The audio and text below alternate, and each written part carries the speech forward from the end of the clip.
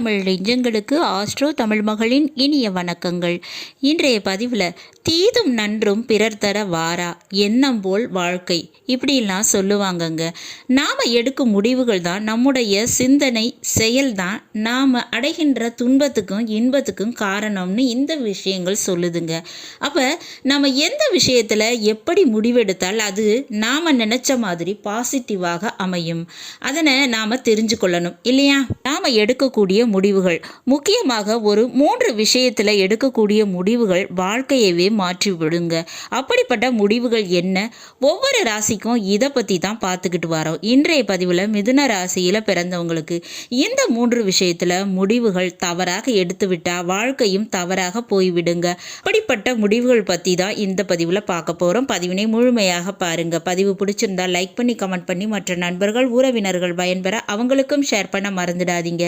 இதுவரை நம்முடைய ஆஸ்ட்ரோ தமிழ் மகள் சேனலை சப்ஸ்கிரைப் பண்ணாத நண்பர்கள் சப்ஸ்கிரைப் பண்ணி கூடவே தெரிகிற பெல் ஐகானை கிளிக் பண்ணி ஆல் ஆப்ஷன்ஸும் செலக்ட் பண்ணி வச்சுக்கோங்க. மிதுன ராசியில் பிறந்த நண்பர்களே, உங்களுடைய ராசி அதிபதி புதன் பகவான் எப்பவுமே ஒரு தொலைநோக்கு பார்வை, திட்டமிடுதல், எடுத்த காரியத்தினை முடித்து வைத்தல் என அனைத்துமே உங்ககிட்ட இருக்குங்க. வைராக்கியம் அதிகம் படைத்தவங்களாக இருப்பீங்க. விடாமுயற்சி செய்வது, கருத்துக்கள்ல இருந்து பின்வாங்காதது, இந்த மாதிரியான விஷயங்கள் உங்ககிட்ட அதிகம் இருக்குங்க. அப்படிப்பட்ட உங்களுக்கு இந்த விஷயத்துல குறிப்பாக உங்களுக்கு தொழில் விஷயத்தில் முதல்ல கொஞ்சம் லாக்காகத்தாங்க செய்யும். அதில் நீங்கள் எப்படியும் கவனமாக இருந்தாகணும். முடிவெடுக்கும்போது ஒரு தடவைக்கு 3 தடவை யோசித்து முடிவெடுங்கங்க. பார்ட்னர்ஷிப்பில் தொழில் பண்ணுறது, தொழிலில் ஈடுபடுறது, அதிகமாக இன்வெஸ்ட் பண்ணுறது, விரைவிலேயே நாம் ஜெயிக்கணும் அப்படின்ற விஷயம் வைராக்கியன்றது இருக்கும். அதில் தவறேதும் இல்லைங்க.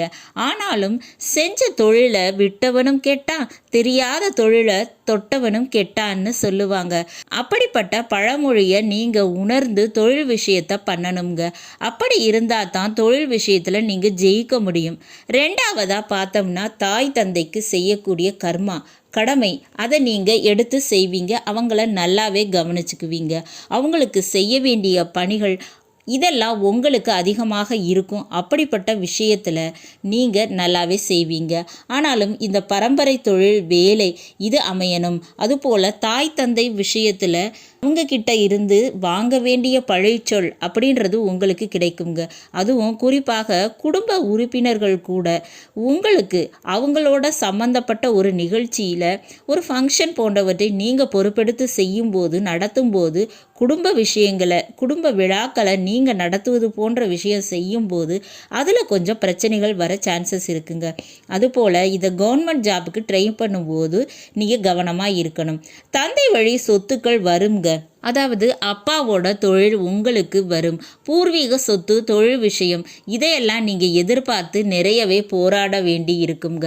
அந்த விஷயத்தில் நீங்கள் கோட்டை விட்டுடாதீங்க.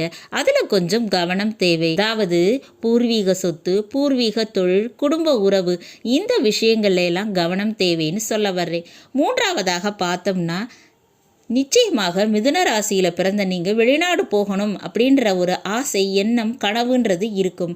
அப்போ வெளிநாட்டில் ஒரு தொழில் விஷயமாகவோ பிஸ்னஸ் விஷயமாகவோ வியாபார விஷயமாகவோ போனாலும் சரி, வேலை விஷயமாக போனாலும் சரி, சுற்றுலா விஷயமாக சென்றாலும் சரிங்க, வெளிநாட்டு விஷயங்களில் கொஞ்சம் கவனம் தேவை. வெளிநாட்டு பயணங்களில் அதிகமாக எச்சரிக்கையாக இருக்கணுங்க. வெளிநாட்டவர்களுடன் ஏற்றுமதி இறக்குமதி பிஸ்னஸ் செய்யும் போது கவனமாக இருக்கணும். வெளி மாநிலங்களுக்கு செல்லும் போதும் கவனம் தேவை.